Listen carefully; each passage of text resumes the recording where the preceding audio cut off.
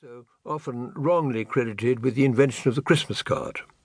But the first bunch of these was actually dispatched in 1843 by Sir Henry Cole, who went on to be responsible, far more than Albert, who again took most of the credit, for the Great Exhibition of 1851. And then there was Dickens. But for him, our traditional Christmas might have remained a royal idiosyncrasy. It's thanks to him, and above all to A Christmas Carol, that we know how Christmas should be celebrated. It certainly galvanized the Victorians. Upon finishing A Christmas Carol, the reclusive philosopher Thomas Carlyle was seized with a perfect convulsion of hospitality, and actually insisted on improvising 2 dinner parties with only a day between. Cue Jane Carlyle's very amusing letter about her struggles to prepare the turkey. Like the Carlyles, we may ourselves fall somewhat short of the ideal. Or, like my Uncle John, we may go well beyond it. Let me explain why. Everyone has their own idea of Christmas, based very largely, I suspect, on those that they remember from their childhood. With increasing age, the annual celebrations become somehow less important, if only because one's gone through so many of them that they all seem to have telescoped together. To a child, on the other hand, and particularly to a child as ridiculously lucky as I was, Christmas was a wonderful thing indeed, looked forward to at least since the previous midsummer. For the first decade of my life, up to the beginning of the Second World War, it was always spent at Belvoir Castle, the home of Uncle John, Duke of Rutland, my mother's older brother.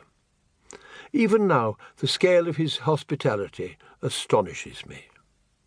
The entire family would be there, including those of his 4 siblings, together with several more elderly relations, mostly, as I remember, bachelor uncles and maiden aunts. Nearly all, in those days, would bring their valets and their ladies' maids. For lunch and dinner there'd thus be 20 or more grown-ups in the dining-room, with perhaps a couple of dozen extra in the servants' hall, over and above the countless staff of the castle itself. And then there were all the children, with their nannies and governesses, divided between the nursery and the schoolroom, perhaps another 20 altogether. All told, there cannot have been fewer than 50 or 60 extra mouths to feed, most of them for more than a week, since we nearly all stayed over the New Year.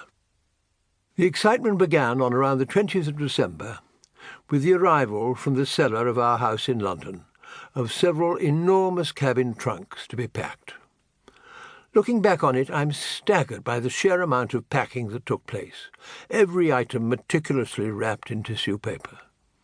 By the time it was finished, on the 23rd, it took 2 men to carry the by now unbelievably heavy luggage down to the waiting taxi, in which my parents, my nanny and I took a taxi to King's Cross, in those days still grey, cavernous and caked with grime, and boarded the train to Grantham. It would be pitch dark by the time we arrived at the gas-lit station, where 2 huge Rolls-Royces lurked, ready to receive us.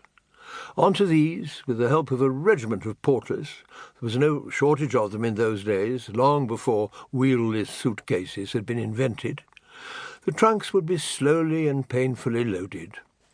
And off we went.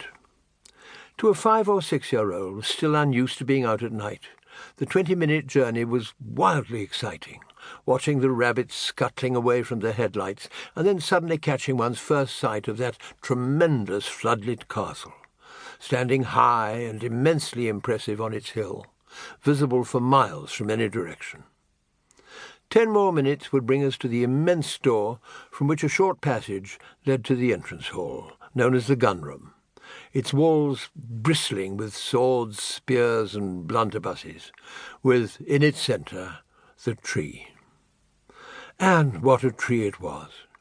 In my memory, a good 20 feet high, gloriously decorated, piled with presents and lit with real candles, 100 or more of them.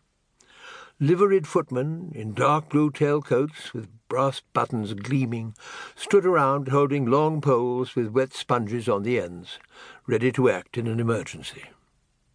And then at last to the bedroom that I always shared with Nanny, warmed by a roaring coal fire, No central heating in that.